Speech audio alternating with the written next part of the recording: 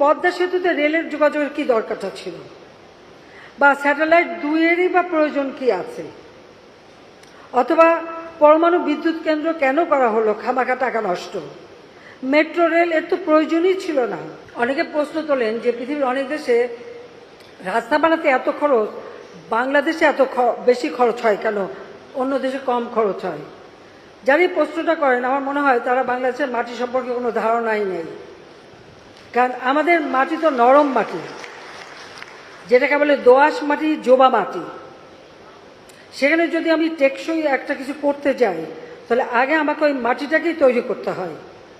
মাটিটা যদি যথাযথভাবে তৈরি করে তারপরে আমরা করতে পারি তাহলে সেটা টেকসই হয়।